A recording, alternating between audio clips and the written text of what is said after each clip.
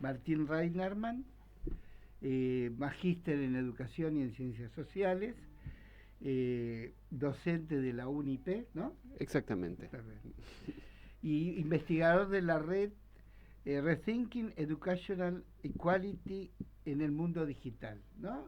Algo así. Algo así. Algo así. Que lo traduzca después.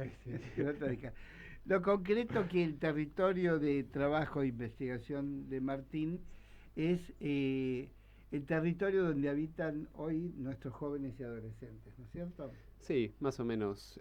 Por ahí estábamos más que nada con pibes de escuelas secundarias acá en la ciudad de Buenos Aires. Secundaria. Ese es el espectro que trabajan. Sí, sí. Acá con pibes de escuelas secundarias, últimamente las investigaciones tienen que ver principalmente con la relación de los pibes con el dinero, con el mundo financiero y por lo tanto con todo lo que tiene que ver con las redes sociales. Y desde ahí trabajamos ya hace 3, 4 años en distintas escuelas con la pregunta de, bueno, ahora más que nunca, ¿de qué habla esta desesperación de los pibes por conseguir guita, el acceso al dinero fácil, el mundo de las redes, las apuestas, las inversiones, sea cual fuera que sea, algunos principalmente fenómenos masculinos, pero de eso se trata un poco la investigación. Y Martín, ¿y a qué conclusiones, o variadas conclusiones están llegando? Por ejemplo...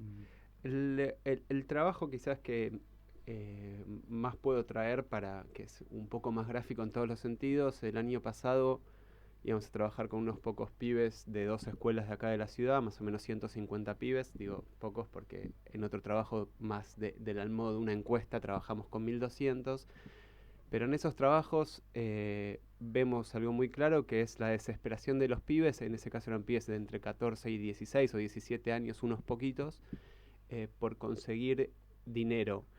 En ese sentido, cuando hablo de conseguir dinero, es un tipo de desesperación que también es la situación de las casas en este contexto de la Argentina, y que eso expresaba un claro malestar en la vida de los pibes. Hablo de un malestar que, por una recomendación de una colega, Inés Dussel me dijo, intenta trabajar con dibujos o con algunas palabras escritas para que puedas ver de qué se tratan los malestares de los pibes en relación a ese universo. Y si tengo que contar algunas cosas rápidas, había muchos pibes que, por ejemplo, 2, 3, no sé, una serie de un poco más, 5 o 6 pibes dibujando como a ellos con la incógnita del dinero en su cabeza y diciendo no puedo dormir, no puedo dejar de pensar, necesito contribuir en la economía familiar. Después una clara cuestión que está muy trabajada más que nada por todos los estudios feministas, diciendo que las mujeres son el principal sostén de la casa, los pibes, hay muchos que viven únicamente con su madre, y diciendo de la violencia económica, entre otro tipo de violencia, en relación a sus padres o a las figuras masculinas con las que alguna vez habitaron. Y después muchos, un montón, que tienen que ver con las apuestas, desde quizás lo más expresivo es un pibe dibujando a el Dibu Martínez, recuerdan la publicidad, que sigue estando el Dibu en las publicidades, diciendo, a mí me muestra una publicidad que dice el Dibu Martínez que yo no apueste, yo lo único que quiero hacer es apostar, así de literal y así de gráfico. O sea, recuerdan que el Dibu Martínez tenía... se había tenido con la bandera argentina, estaba la cara del Dibu Martínez con eso, y después pibes que se dibujaban a ellos en la cama diciendo estoy apostando y estoy ganando. Y después, bueno, otras figuras que tienen que ver con el mundo del cruce entre lo financiero y el gaming, los videojuegos, que muchos, y esto es muy generalizado, muchos pibes que juegan al Roblox y que quieren tener la moneda con la que circula en ese juego, que es el Robux o Robux, perdón. El Robux diciendo, bueno, yo me compré mis Robux, quiero Robux para seguir jugando, etcétera. Pero bueno, ahí tenemos como 3 fenómenos distintos, uno más financiero, cuando pensamos en la cosa financiera, más mundo inversiones propiamente dicha, ahí vemos que es una cosa más entre los pibes de clases medias, medias altas. El mundo de la apuesta cruza a los pibes En general, la única distinción que vimos ahí es que en general ninguna piba dice apostar, son muy pocas las que dicen, pero en las pibas pobres de escuelas más pobres, ahí comentan que está como si más o menos el promedio que apostó alguna vez el 30% en pibes, en las escuelas pobres era entre el 14 y el 15%, y las inversiones, como decía antes, es un fenómeno más bien de sectores medios altos, aunque hay una acción generalizada que es con la masificación de las billeteras digitales, donde casi el total de los pibes accede a una billetera digital. Ahí muchos piensan en cómo hacer que el dinero no pierda en valor, entonces ponen el dinero a generar rendimientos, que es la opción que te permite plataformas como Mercado Pago, que quizás es la más popular y que empieza a incluir opciones de inversión, de compra-venta de activos, dólares, etcétera, etcétera.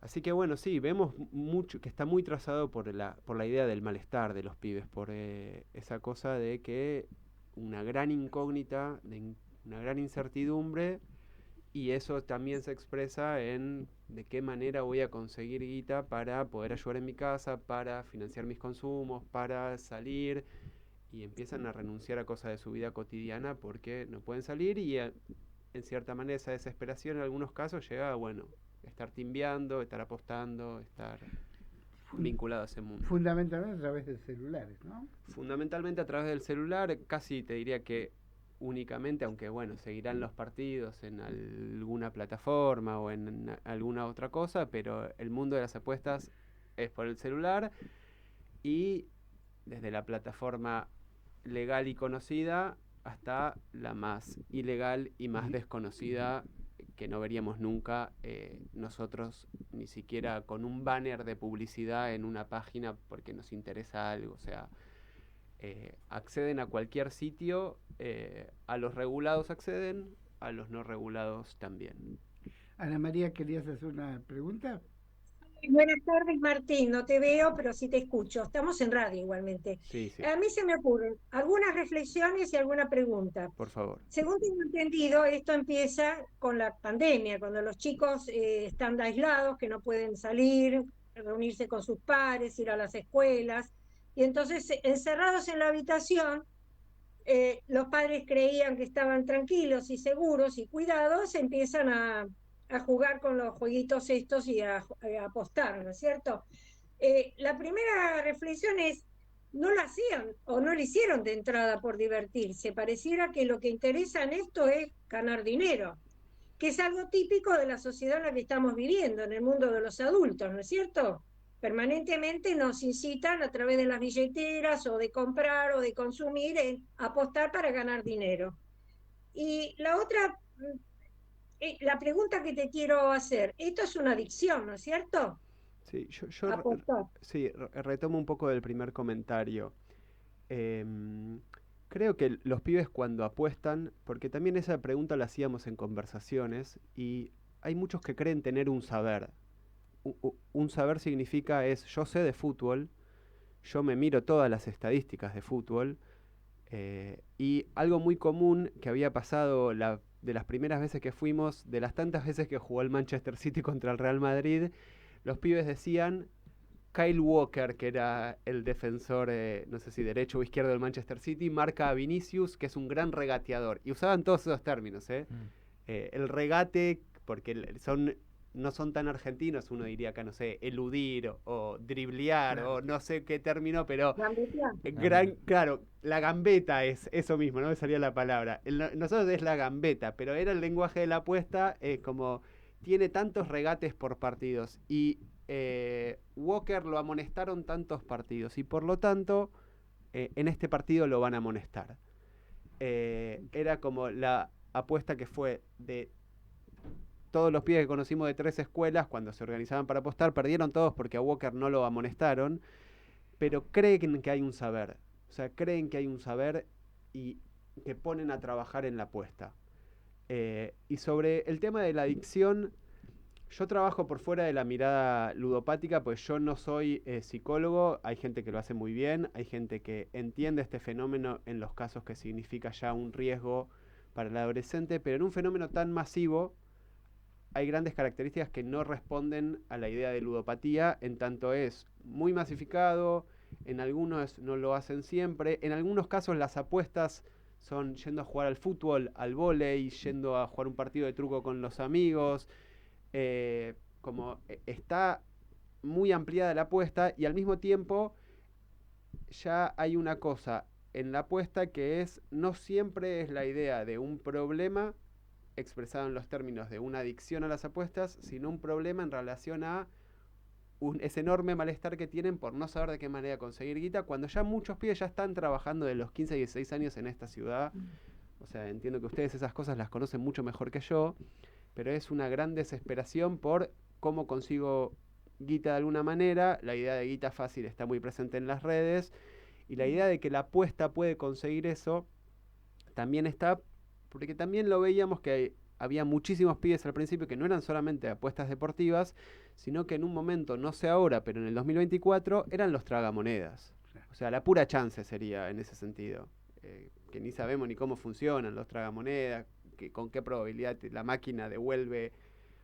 No sabemos nada, solo sabemos que la casa siempre gana, y los pibes seguían apostando. Entonces yo me acuerdo que en una de estas conversaciones, un amigo cuando le contaba esto y me decía, vos tenés que poder entender por qué los pibes se dedican a perder plata, porque todos sabemos que al final de esto, de una apuesta, es que perdés, no hay manera, o sea, no existe una manera en que todos los pibes te cuentan que ganan, y vos decís, cuando te pones a conversar ya te empiezan a contar, no gané, lo hice tantas veces. Entonces cuando tenés un poco más de confianza empiezan a contar las situaciones, pero sí queda claro que eso, los casos de adicción existen.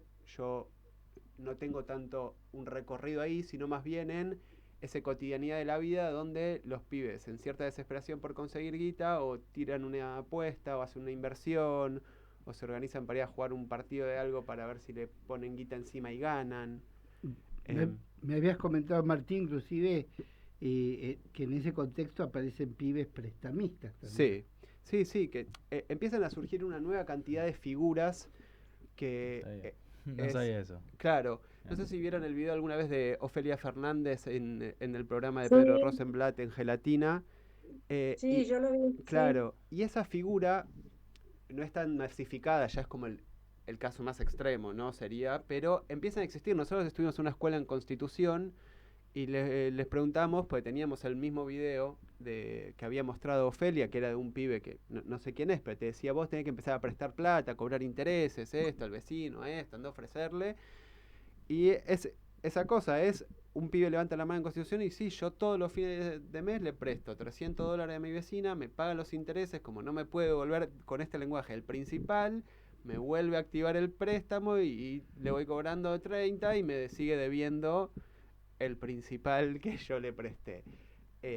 Y empiezan a hacer una cantidad de fenómenos vinculados al mundo financiero donde es esto, el prestamista.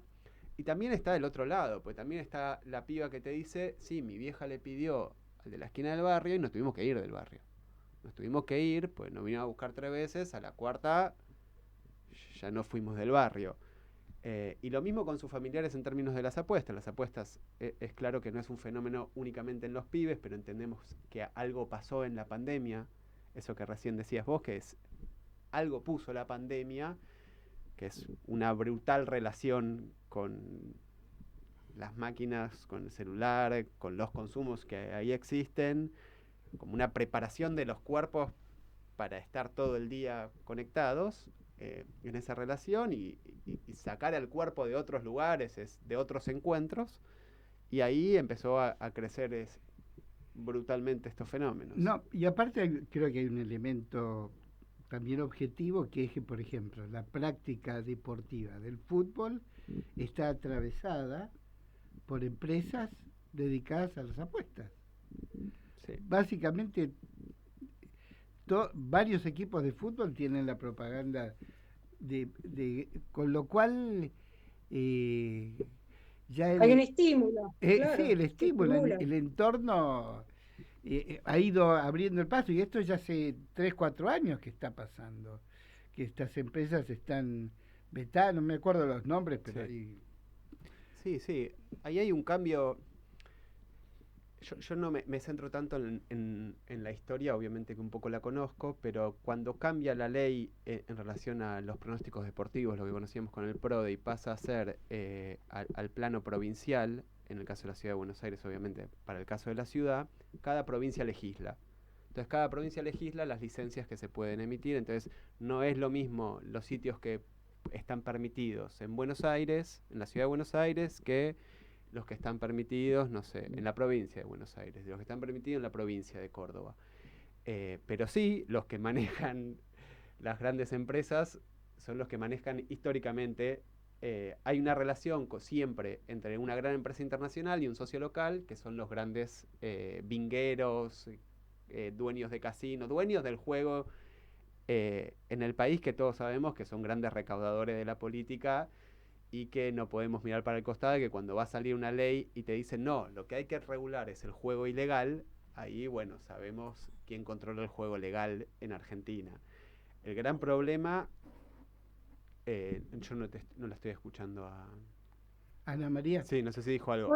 No, que termine, por favor, perdón. no quiero interrumpirte. No, y que Adelante. básicamente Scioli cuando cambia eso, ahí empieza un gran problema y empiezan, creo que fue en el 2018, y ahí empiezan las legislaciones locales a permitir que el juego se regule en cada provincia, y también hay una cuestión que es, en un momento la mayor parte del juego se canalizaba en sitios ilegales. Eso también debe ser un problema para los vingueros, que deben decir, cuando se quiere regular la publicidad, lo que se ataca en general vía métodos formales legales es el juego clandestino, el juego ilegal.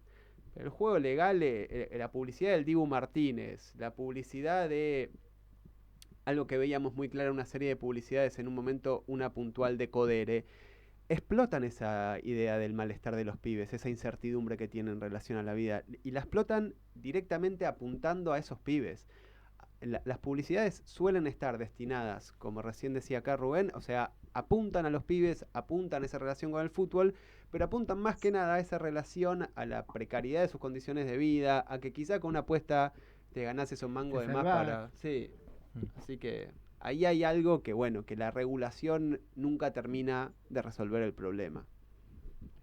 Sí, ¿sabés lo que yo quería decir, Martín? A propósito, volviendo un poquito para adelante, cuando Rubén hablaba o ustedes cuando hablan del Dibu con la promoción, yo estaba recordando que había clubes de fútbol que las camisetas de los jugadores llevaban publicidad de algunas casas de apuestas y que algunos clubes, por ejemplo, recuerdo el que está cercano a donde yo vivo, que es el Club Atlético Vélez Arfield, suspendió o dio de baja ese acuerdo que tenía con esas casas de juegos cuando empezó a difundirse todo esto de la ludopatía y de las apuestas en línea. O sea que fíjate vos que hasta eso estaba circulando, en las camisetas llevaban la publicidad los clubes de fútbol. Llevan, no sé. y las siguen llevando. ¿Las llevan todavía? Bueno, sí. Yo como no miro tanto al fútbol, pero sí me acuerdo que ese club las dio de baja el acuerdo, y supongo que otros clubes habrán hecho lo mismo. Claro. No todos, estimo. No por eso, todos, vos me estás diciendo que no, que hay algunos que siguen haciéndolo. Sí, tal cual. Boca, River, Racing. Boca, River, sí, tienen, las camionetas siguen diciendo las distintas empresas, para no nombrar y no meternos en líos, pero es así, tal cual. Yo quería decir algo con respecto a la diferencia que quizás que hay entre la ludopatía y ciertos mecanismos que se utilizan en estas aplicaciones, incluso en esto de los tragamonedas que son virtuales. Que la ludopatía se puede entender, si se quiere, se puede entender como una patología psicológica, una adicción, justamente, pero ya en el diseño mismo de los juegos de azar y apuestas hay algo que está diseñado para que uno se enganche más, que es como funcionan las redes sociales, como venimos hablando en otros programas.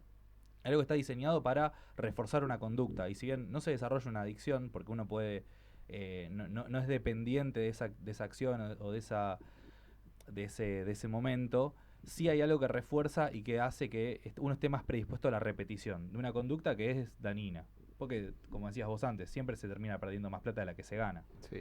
Sí, yo en torno a lo que decías, cuando uno se pone a estudiar más que nada cómo se diseñan esas arquitecturas digitales, cómo los sitios o cómo las publicidades o los entornos, incluso desde los videojuegos, dan el lugar en el que vos decís. Es como, bueno, es generar siempre esa atracción, y es como, a ver qué me va a dar, a ver qué me va a dar, a ver qué me va a dar, y es como, bueno, esa espera de que quizás hay una en que te salvás y juegan esa relación de que quizás la siguiente jugada Claro. es la que te salva. El que te salva. No expresado, para mí es exactamente como vos decís, no necesariamente expresado en una adicción, pero sí en cómo desde todos esos sitios se está pensando en cómo hacer para pensar en la siguiente apuesta de la persona que está ahí o que vuelva a jugar, en términos de los videojuegos, quizás eso es más claro, de seguir insistiendo y cómo dejar una ventana abierta para, por ejemplo, si no tenés el acceso a las monedas del juego, no podés seguir, entonces necesitas acceder a las monedas del juego. Entonces ya es el mismo diseño de las plataformas el que te exige, bueno, ahora vas a tener que volver, o vas a tener que poner dinero, o vas a tener que de alguna manera... Creo que eso lo retrataba muy bien, ahora no me acuerdo exactamente, pero hay un libro que apenas explotó esto, sacaron del grupo de Federico Pavlovsky, que intentaban estudiar cómo se habían ido construyendo todos estos sitios o la idea de los casinos digitales para pensar un poco qué generaba, no necesariamente para pensar en la ludopatía. Obviamente que después está tratado el caso de las cuestiones de la ludopatía, pero bueno, estos sitios que hacen para estar todo el tiempo atrayendo a los pibes y ser brutalmente atractivos. En ese sentido, no para irnos completamente del tema, pero sé que ustedes también estuvieron trabajando cómo recorren los pibes las redes, qué temas los siguen, cuáles son las prácticas, Sí. que me parece que eso también es muy enriquecedor, más allá de este aspecto que estamos hablando bueno, otras facetas del mismo proceso, digamos, ¿no? Sí, sí. Hay una conjunción que muchas veces está en los pibes varones, que es su relación con los contenidos del dinero fácil y su relación con los contenidos que tienen que ver más con las rutinas de ejercicio, gimnasio, ejercicio físico.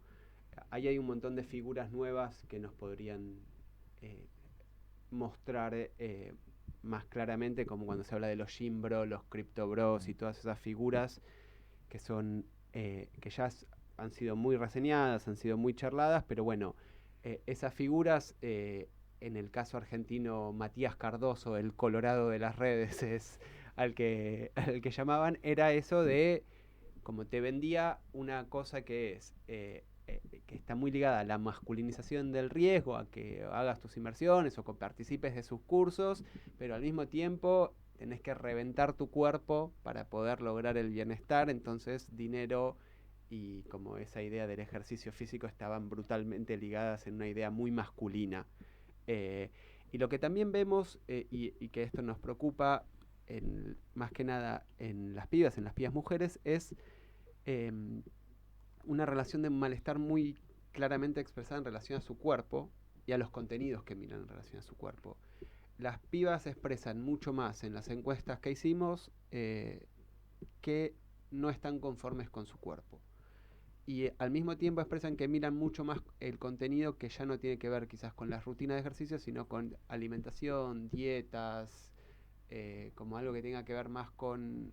Sí, eso, tipo la alimentación, las dietas y algunas otras cuestiones.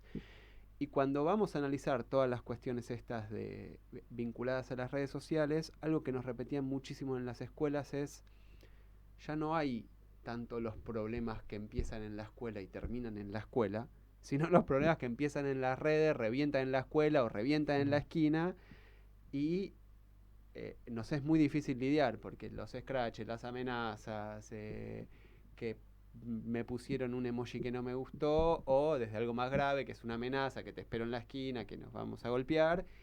Y al mismo tiempo, otra cuestión que sumábamos en la encuesta es, nos sorprendió muchísimo los casos de violencias vinculadas a pibes que dicen que, o sea, fueron expuestos videos o imágenes de ellos que le compartieron a alguna otra persona, y también otra que nos resultó muy grave es que casi, que no me acuerdo exactamente el nombre, pero era cercano al 18%, dicen haber sufrido una situación de grooming, por ejemplo.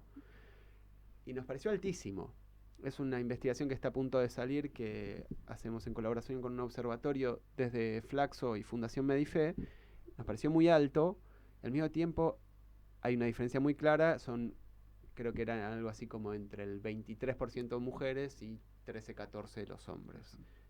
Pero siguen siendo muy altos para los dos. Entonces, hay un montón de situaciones en redes que no terminan de ser expresadas, a veces no terminan de ser contadas, porque cuando le preguntás, ¿y vos las contás? ¿A quién le contás? Por lo general es a un par. La escuela no la sabe hasta que pasa quizás algo más grave, y no encuentra muchas veces el modo de tramitarlas, porque cuando llegó ya es tarde. No es una falta de voluntad, hay escuelas que tienen muchísimo cuidado, hay escuelas que trabajan muy seriamente, hay escuelas que siguen mucho a los pibes, entendiendo lo que está pasando, pero aún así, cuando llegaron tarde. Entonces, todas esas situaciones explotan y, es como decía acá Rubén, vienen de las redes sociales o vienen de algún uso problemático de las redes sociales. Sí, un aspecto que veo, digamos, recorriendo y navegando, es en general la violencia de muchos videos y como son absolutamente estereotipados las formas, ¿no? En que se presenta la violencia, pero está sutilmente en montones de hechos y experiencias que deben pasar los pibes, digamos, ¿no? Porque si a uno les afecta, me imagino cómo juega o qué modélico le genera a ellos, digamos, ¿no? Sí, sí, yo creo que hay algo en las redes sociales que es brutalmente violento y se nota muy claro cuando te cuentan, o sea, empezamos en términos más del estudio, a correlacionar, es decir, los pibes que pasaron por alguna situación violenta, y cuando te hablan de malestar, los pibes que pasaron por alguna situación violenta se sienten mucho peor, o dicen sentirse mucho peor. Obviamente son escalas, son imprecisas, son cosas, pero después volvés, charlás, te sentás a hablar con los pibes, soltás la idea de cómo tiene que ser una investigación cuantitativa y te pones a hablar con los pibes y te lo cuentan. Y te cuentan, sí, el nivel de violencia que circula por ahí, el nivel de violencia que para ellos significa ciertas situaciones que quizás para nosotros no contemplamos tanto, que podría ser violento, que capaz no imaginamos, tipo scratches, pero bueno, ya ha sido muy claro que eso es parte de su vida cotidiana y de su forma de relacionarse, y genera un nivel de malestar muy alto y genera que las escuelas tengan que buscar una manera de trabajar, sí, de abordarlo. Eso le iba a preguntar a Martín. Una vez detectado el problema en estas encuestas, en estas charlas, porque una cosa es lo que a nivel familiar o particular, algún caso en particular, se ha tratado con la familia. ¿Qué pasa en las escuelas? ¿Cómo abordan esta problemática una vez que son conscientes con estos talleres o estas encuestas que se hacen? ¿Qué pueden hacer? No, yo trabajo muy cerca de 3 escuelas, más allá de que entre las investigaciones habremos ido entre 15 y 20, creo que más cerca de 20, y esas 3, 4 escuelas tienen un abordaje, ya lo tienen hace un tiempo, porque desde que volvieron de la pandemia, como vos decías, ya lo vieron muy rápido. Tuvieron una primera, me acuerdo que una profe, a quien quiero mucho, me dijo, tuvimos una primera primavera, volvimos, parecía que los encuentros eran maravillosos, y después tuvimos que volver a reponer muchas cosas porque se hizo difícil, y en especial con los que en ese momento eran los más chicos, que hoy ya deben ser los más grandes de la escuela. O sea, con los que habían pasado su sexto, séptimo, los primeros años de secundario, que eran los que ella me hablaba en ese momento. Pero sí, las escuelas los abordan, las escuelas intentan, bueno, ahora con el tema de las prohibiciones del celular, hay muchas escuelas tratando de reponer cierta corporalidad, ciertos movimientos, sacar el celular de la escena para decir, bueno, que esta sea la escena del encuentro entre los pibes, las pibas, los docentes, los no docentes, los directivos, y veamos cómo funciona. aprender a conversar, por lo menos, como se hacía antes, ¿no es cierto? Sí, o reponer la conversación o la idea de los movimientos. En algunas escuelas nos decían que estaban contentos con lo que venían viendo. Recién empezó porque la medida es de este año en términos de algunas escuelas, pero estaban contentos con lo que empezaban a ver, que empezaban a circular otras cosas, empezaban a circular otras conversaciones, otros encuentros, empezaban a pasar otras cosas que decían, ok, bueno, dejando los aparatos de lado y reponiendo algo de la corporalidad y poniendo otros espacios de encuentro. Pero bueno, hay en algunas escuelas que es imposible que los pibes dejen el celular porque tiene el problema en que el celular funciona para las fotocopias que no hay. El celular funciona para los libros que no tienen. El celular funciona para leer una actividad que tenían que traer para ese día, aunque estén muy presente netbooks, notebooks o el otro modo que fuera. Pero bueno, generan el espacio para que eso sea un momento puntual y después lo vuelvan a guardar. Sí, es muy...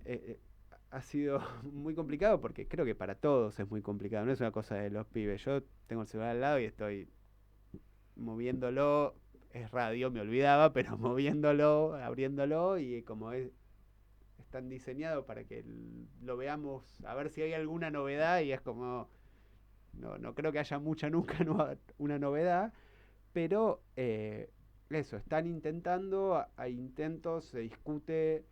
En algunas escuelas se crean los propios espacios de investigación de la escuela para pensar qué está pasando, para que algunos docentes piensen, generan espacio de conversación. Y después, acá, cuando yo hablaba del malestar y cuando lo pensaba en relación a lo tecnológico, también me gustaría introducir otra cosa, que es que tenemos muy claro, o al menos lo tengo yo, que el gobierno de la Ciudad de Buenos Aires no hace absolutamente nada para que esto cambie. Incluso nosotros, y a esto lo voy a pasar más para el malestar que para el celular, cuando nosotros fuimos a una escuela que vamos mucho en Lugano, que es ahí donde tenemos mucho cariño con la gente, dijeron, necesitamos hacer algo con lo que están sufriendo los pibes, con las angustias de los pibes.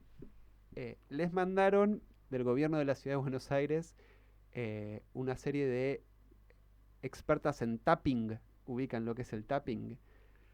Acá los compañeros se agarran la cabeza. Capaz.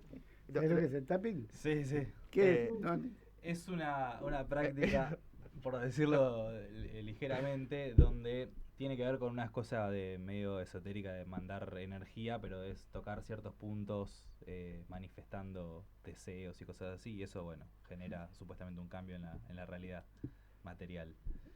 No. Tocando puntos de la cara. Claro, algunos puntos de la cara, que no sé qué, que debe haber algo ahí medio neurológico, pero a su vez tiene también toda la otra cuestión más religiosa, si se quiere, que es sobre manifestar y mandar energía hacia un deseo o alguna cuestión. Ah, ¿sí? O sea, trabajar las emociones, como se dice ahora en la ciudad, tratan de trabajar, por ejemplo, sacan la ESI y trabajan el estado emocional de las personas. No sé si Claro, tiene que ver, pero esto es ¿no más es cierto? falopa todavía. Esto, por decirlo mal y pronto, es más falopa. Porque es sobre esta cuestión de manifestar, de medio que uno tiene el poder de poder, con el propio deseo y solamente el deseo, puede cambiar algo de la realidad material. Entonces tiene algo que ver con eso también.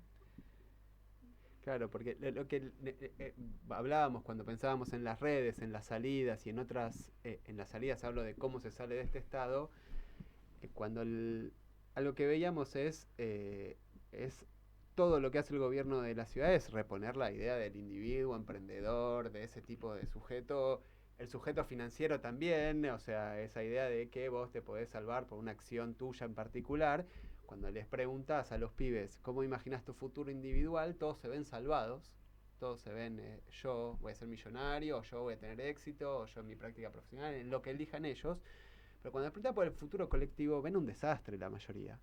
O sea, hay una distancia entre el futuro individual y el futuro colectivo, y todas estas técnicas vuelven a hablarle al individuo. Es como, obviamente, como decías acá, con un nivel de estupidez que es como si la propia persona, buscando dónde está su malestar y manifestando el bienestar, pudiera de alguna manera generar un espacio donde él va a mejorar, a prosperar, Y vos decís como, bueno, así es la forma. Y también como decías vos, que es el gobierno de la ciudad de Buenos Aires apunta exclusivamente a fortalecer esta cosa de las emociones, o como, y a mí en otras escuelas me decían, entendemos bien claro que la mayor parte del presupuesto del Ministerio de Educación de la Ciudad de Buenos Aires está puesto en toda esta cosa emocional. Hay un departamento, un equipo que tiene la mayor parte del dinero del presupuesto de la ciudad que está ligado a eso. Es decir, claro, entienden que existe que existe el malestar. Lo que hacen no es otra cosa que volver a reponer el malestar, porque vuelven, o sea, si después están los pibes y no logran salir de esa situación, los vuelven a culpabilizar. Eso vuelve otra vez a los mismos pibes a decir, me manifesté, me expresé, intenté hacer una inversión, intenté hacer esto, no lo logré, es mi responsabilidad, tengo que hacerlo mejor, o se queda en un espacio aún mucho peor, porque es eso, siempre reponer la idea individual de que de alguna manera van a encontrar para salir de esa situación. ¿Esto se trabaja a nivel de aula o no? Esto que mandaron del tapping, esto fue, me contaron en 2 o 3 escuelas, no sé si lo hacen en todas las escuelas, pues también es eso, pero sí, nosotros fuimos, cuando hicimos la devolución de uno de los trabajos que habíamos hecho, pues nosotros cuando terminamos un trabajo vamos a todas las escuelas y contamos los resultados generales y los resultados en particular de esa escuela, o mostramos lo que se produjo en esa escuela, y nos contaban esto, que ante lo que contaban del malestar de las escuelas y le pedían al gobierno de la ciudad, la devolución fue jornadas de tapping. Con lo difícil que es sentar a 150 pibes, pues no sé, lo hacen con todos los segundos. Hay 6 segundos en la escuela o 3 segundos, con lo que difícil es sentar a 80 pibes, volverlos a parar, que individualmente estén haciendo así. O sea, no quiero reírme, o sea, o me río para no llorar, pero es eso, es trabajar un tipo de emocionalidad que está directamente ligado a esta proyección del sujeto financiero, el sujeto emprendedor, el sujeto capitalista, que puede siempre conseguir una salida de manera individual. Individual, claro.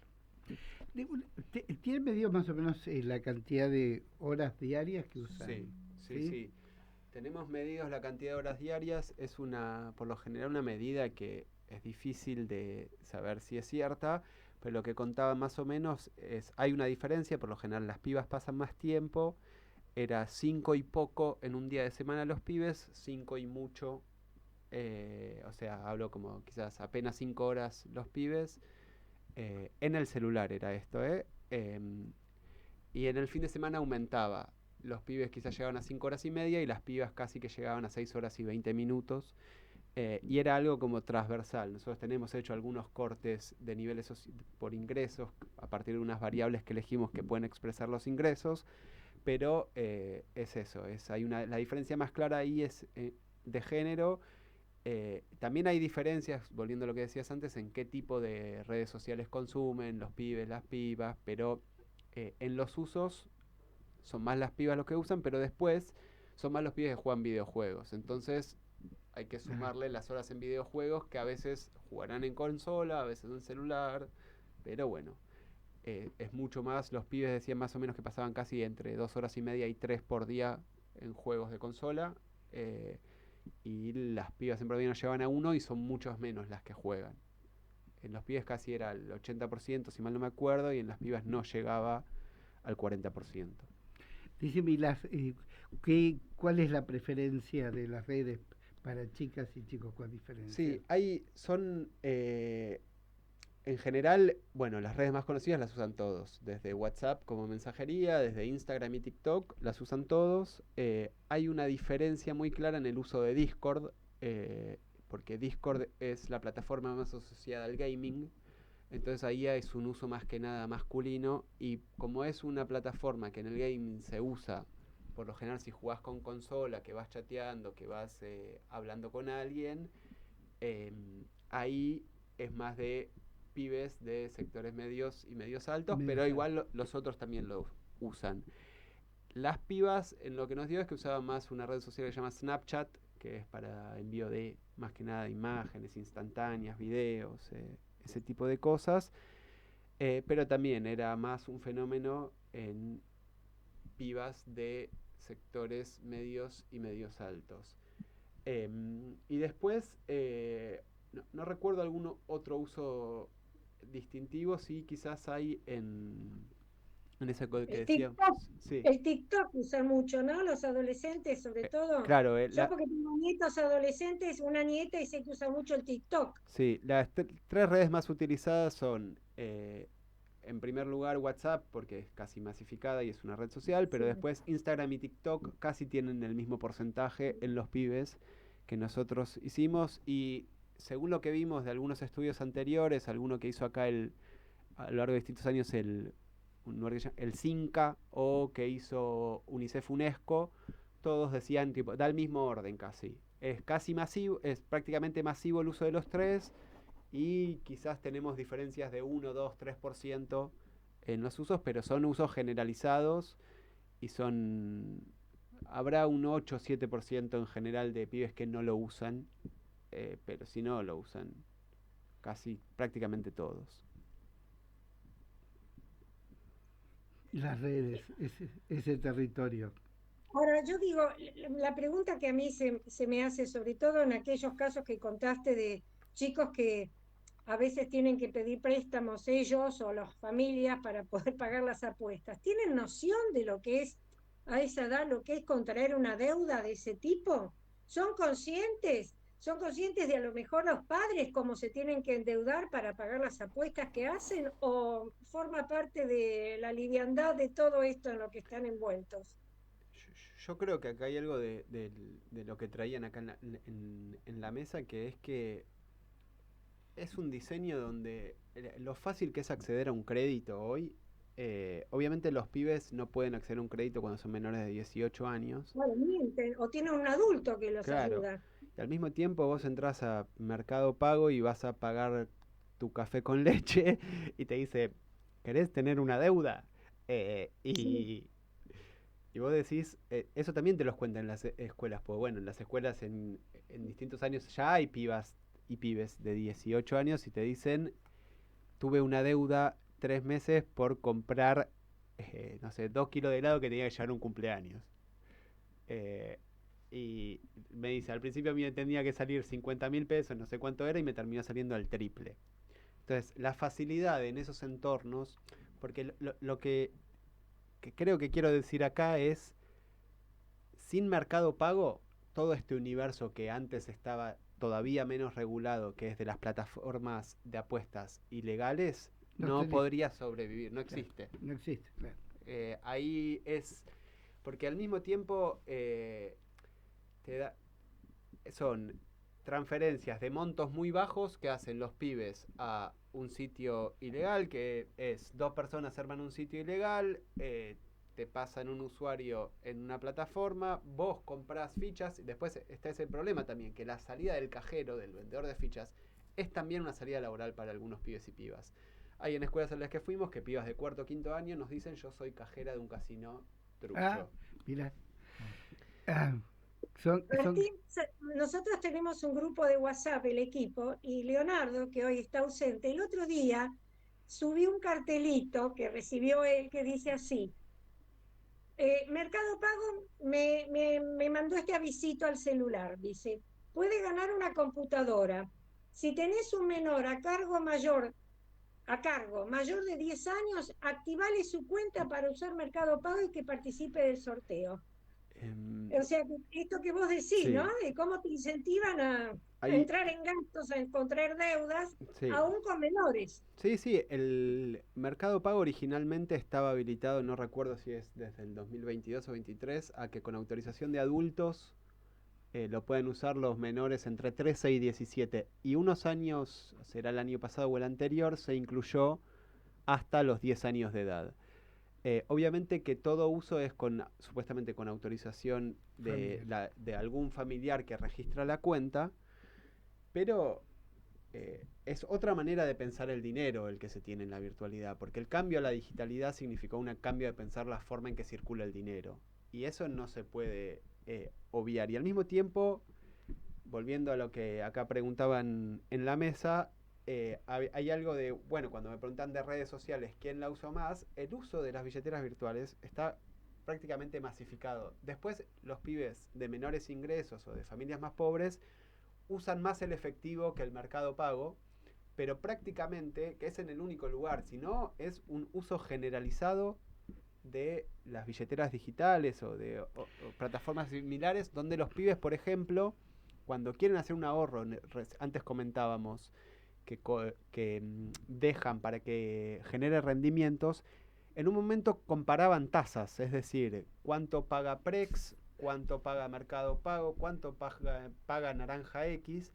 Entonces, están acostumbrados a tener que en el estado de precariedad, tener que investigar para ver cómo salvar de alguna manera los ingresos que tienen, y el que explota eso, que además se suma, es Galperín, que encima ya se pasan a cobrar los subsidios vía esa plataforma, entonces ya tiene un nivel de dependencia, o sea, la gente ya está ahí de una manera que es, bueno... Prácticamente un monopolio lo que tiene Galperín. Sí, sí, y yo creo que también el fenómeno de estas prácticas como la desmaterialización de lo que es el dinero como esfuerzo del trabajo, desaparece, porque prácticamente el dinero desaparece como es una pura transacción donde desaparece el origen, de dónde viene, para dónde va, que es como borrar la ruta de cómo del esfuerzo, del trabajo y de un montón de cosas, ¿no? En ese sentido. Eso en todas las prácticas, no lo digo solamente para los jóvenes, ¿no? Como práctica concreta. Sí, hay una última cosa que quiero agregar, que esto es los niveles de endeudamiento con este tipo de plataformas crecieron para financiar consumo cotidiano de manera muy fuerte, o sea, y están endeudados con un tipo de plataforma que te ofrece muy fácilmente un préstamo y cada vez empeoran más las condiciones de vida y cada vez más ese tipo de plataformas explota esa pérdida de los niveles de ingresos, la caída es prácticamente, el nivel de endeudamiento es generalizado, sí. Y esas son también las familias